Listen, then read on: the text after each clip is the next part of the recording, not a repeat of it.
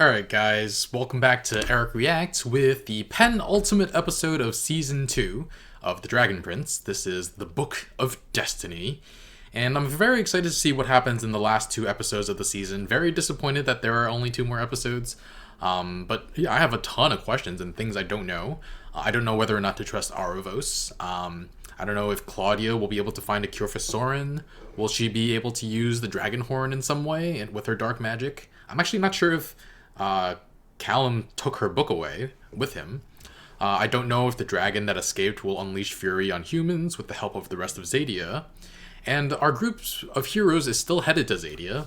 Do we see them take the Moonstone path they mentioned last episode? Is Callum okay after using dark magic? Does Rayla reprimand him for using it? And I'm very curious to find out if he's closer to learning sky magic. These are all like big questions that I hope we get the answer to some of them by the end of the season. Though honestly, I love these characters so much that I would just kind of want to see them have like a fun time somewhere without a care in the world. But that's not the kind of world this is right now. And I also really want to see how Harrow's words in his letter affect Callum and Ezran going forward. I feel like it has to come around at some point, rejecting history as a story of strength, and make it one about love and the power of vulnerability. But yeah, I'm excited to get into it. So if you want to watch the full episode reactions with the footage, check out Patreon in the link in the description below. And otherwise, if you're watching the YouTube reaction, let's go. Booyah. But Callum's not doing well. That's his own fault for messing with dark magic. Yes, you're right. We must move onward. He did it to save you. He did it to save you, I just need to Rayla. rest my eyes while we walk. Can you feel it when I do this? No. What are you doing? I'm pinching you, Soren. Well, that's just rude. Hold on. Is he not I'll worried? have you back on your feet in no time. Last step has just a tad of grasshopper goop. Oh, do we really have to... Oh no. Oh. Is it so easy? Oh, that was super pretty. But Cured? I No. still can't move. You can't? But that should have... Hold on, I must have something. Oh, she's... Don't panic, don't panic. Oh, that's all I have for healing. Damn, he's I'm messed so up. uncomfortable. Uncomfortable with your choice to use dark magic, perhaps? Rayla! Is that any better? So uncomfortable. What? The keys!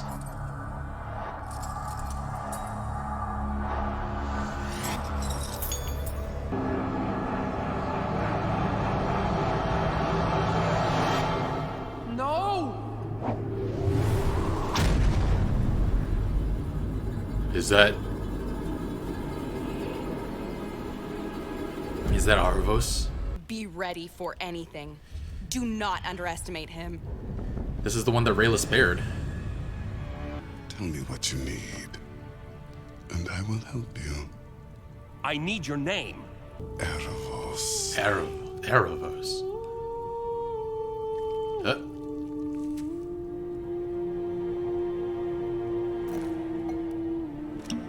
Wait, you can't breathe.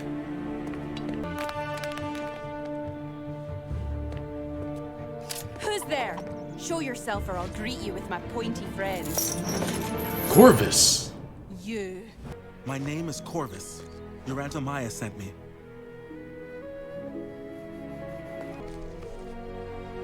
King Ezran. Oh, that's how he finds out Harrow's dead? Really? That's how he finds out? Oh. He's lucky to have survived a direct attack from a dragon. But he's never going to walk again.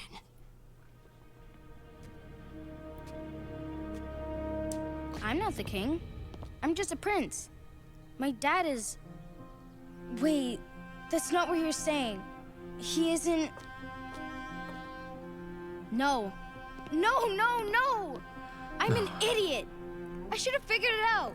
When we met you, you had two of those assassin-y ribbony things. But one of them came off that night. Callum, does he know yet?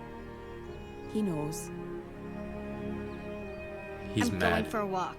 He's mad. Oh, Erebos there. he's the Avatar. Oh, what? What? What's going on here? How are you not more freaked out? What's happening? Shh! You're in a library. Yes, I'm quite aware. I'm in a.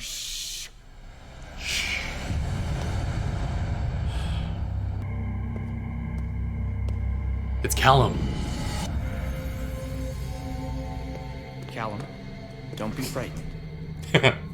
I'm not. I'm just confused.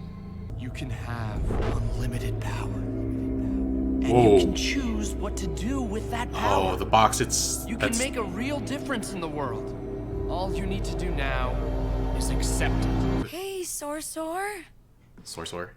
All the people in town are talking about you, about how you faced the dragon and saved And the town. Saved the Everyone's town. calling you a hero. Save them from a problem I caused, maybe. Is that what heroes do? I can't move. I can't walk, and it's not going to get better.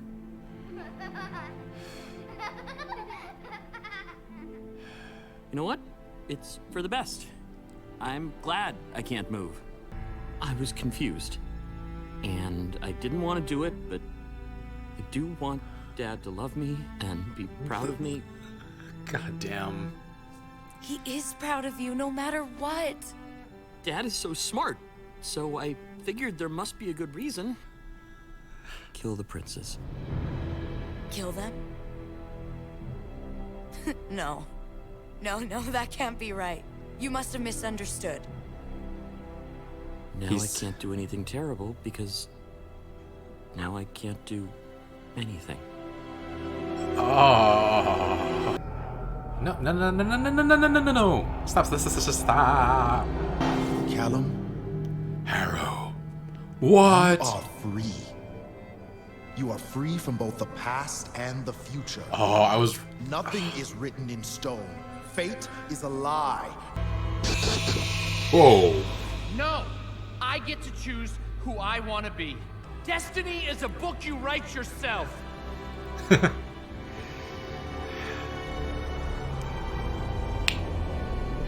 Get turned to dust. Thanos. Harrow's face. That was horrifying. Hi, Dad. It's your dream, kid. What? I shall bring the king back safely. You have my word.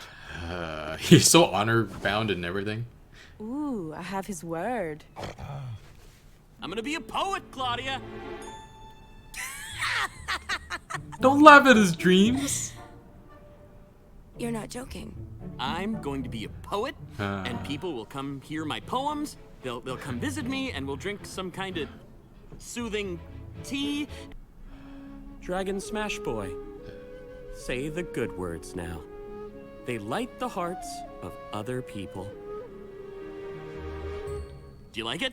I'm inspired. Yeah, right? I'm counting. No, Soren, there has to be something. There is. Let's do this, Claudia. Don't just break everything that doesn't work. Oh my god. Oh my god, she's desperate. He can't be like this. He can't even count syllables. Oh no. Ow. This is an involved dream. Hey, Vilas. Here, you been eating a poke. Let's hope the weather be nice then. Nrrr. It's your journey. You'll be the sail, and I'll hoist ya. What? Find the What? wind by. Be like a wind. Oh my god. What the hell? You feel connected to the sky. Me too. Me too, Berto. Every time I found a mention of you in an ancient scroll or tome, the entire passage disappeared as soon as I looked. Here. Why should I trust you? You shouldn't. Yet. The king's been eaten by a panther. He can talk to animals. Great job, you've lost the king of Katalis. He can talk to animals. So if there are Banther tracks, it means Ezran caught a ride on the Banther, not in the Banther. You so sure about that? There is no synonym for cinnamon. There is no synonym for cinnamon. cinnamon. There is no synonym for cinnamon. There is no synonym for cinnamon. There is no There's no synonym for cinnamon. There's no synonym for cinnamon. Ezran? Hi, Claudia. You messed with something you shouldn't have messed with, and now you're paying the price. Help! Help! Stop. You'll Stop get being, through this, stop being mad at him. you big dumb human.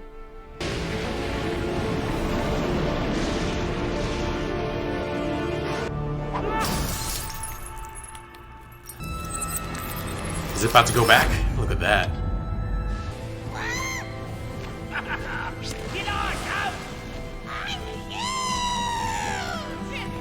What? I'm huge. Oh no, I think they say if you die in your dreams, you die in real life. But I've died in my dreams before. I had someone slit my throat. Callum, are you okay? Oh. Callum! Callum! What? God damn. Ah, they ended. I keep thinking that episodes are longer. All right, so we have Callum here when he was using magic, dark magic, and yeah, the effects of that seem pretty bad. Oh, the Banthers, Bear Panthers, is that what they are? Holdover from Avatar: The Last Airbender, where animals are grouped together. They don't look really like bears that much, but I guess bear and panther, I don't know. He can talk to them, which is nice. It makes sense that Rayla, it crossed my mind that he was able to communicate with the animals, but that doesn't mean, I wasn't completely sure that all of them would listen to him. So I am impressed that he got a ride on it. Yeah. Yeah, I wouldn't be 100% confident in the fact that the Banther didn't like take him out, but yeah. Yeah, I mean Rayla, you can be mad at him for using dark magic, but I don't know. I have a tough time. He did it to save her, and I feel like there was no other choice at that moment. So I don't know. It's rough, but he's clearly going through something right now. So I don't know what will be at the end of this journey. The fact that he sees a Primal Stone in his dreams, I don't know if he's closer to the Sky Arcanum than ever before. I don't know why he would be after using dark magic. Maybe stamping out the desire to use dark magic. I don't know. Maybe it unlocked something inside him. Made him more... strengthened his resolve. But yeah, let's see. This cube, all the sides turn to this symbol, which seems to be Viren's staff. It looks like Viren's staff. Or that's what it made me think of first. And yeah, I think this is pretty telling that it shows up on the cube, because the cube used to be, the cubes are 6 sides, which has the 6 primal sources, the 6 types of magic. And then one of those sides turned into this mark first before the rest did, which makes me think that it's possible that dark magic is just different sides of primal magic. I don't know.